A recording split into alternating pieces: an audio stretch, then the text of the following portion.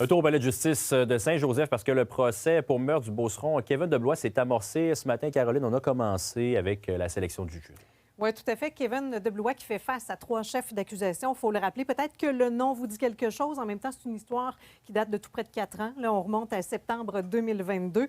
Kevin Deblois, qui, lui, était âgé de 24 ans à l'époque, il a été arrêté quelques jours après qu'on ait fait la découverte du corps calciné de Karine Bélanger dans une camionnette de type pick-up qui avait été volée dans le secteur de Sainte-Marie-de-Beauce et retrouvée incendiée dans un champ dans le secteur de Saint-Bernard, dans un champ isolé. Donc, pour l'instant, on a peu de détails sur les circonstances exactes qui entourent ce décès. Évidemment, des détails qui devraient être dévoilés en cours de procès. Pour l'instant, évidemment, là, ce qu'on sait, c'est que l'accusé était le conjoint de la victime, qui, elle, avait 36 ans. Là-dessus, je vous laisse entendre la procureure au dossier.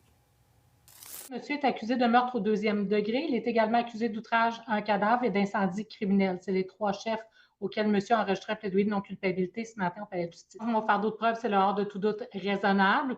Donc, ce qu'on entend faire, c'est d'amener devant le jury l'ensemble des éléments de preuve qui puissent permettre de conclure un verdict basé sur ce fardeau-là. Donc, tu le disais, Jean-Simon, le jury a pu être sélectionné aujourd'hui. 14 hommes et femmes qui ont été sélectionnés. C'est une procédure qui a été quand même assez rapide. C'était complété déjà ce matin. Cet après-midi, des procédures hors jury, c'est-à-dire que les avocats avaient certaines requêtes à débattre et le jury devrait être de retour normalement demain matin, peut-être jeudi, pour le début, en fait, de la présentation de la preuve.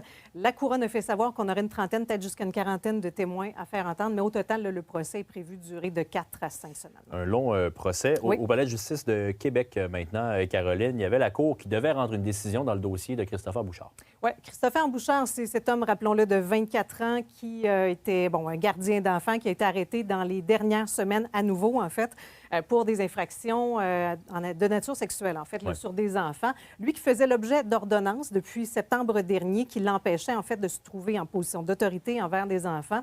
Et donc, aujourd'hui, la Cour a décidé de refuser sa remise en liberté. La décision, les détails de cette décision-là ont été soumis à une ordonnance de non-publication. On ne peut pas vous les révéler. Évidemment, on comprend que la justice souhaite, en fait, la Cour souhaite préserver la confiance du public envers la justice. Et c'est un dossier qui va être de retour devant la Cour dans un mois, donc le 7 mai prochain. Merci beaucoup, Caroline. Merci. On s'en reparle.